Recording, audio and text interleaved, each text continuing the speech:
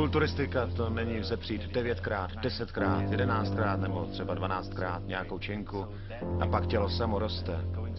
Ale překonat bariéru bolesti, prožívat bolest svalů a to pořád dokola zas a znovu, třeba 2krát, 3krát, 4krát za sebou. A pak teprve rostou svaly. Tady se rozhoduje, kdo je mistr a kdo ne. Když bariéru bolesti překonáte, dokážete to, stanete se mistrem. Když ne, vykašlete se na to. A to je právě problém většiny lidí.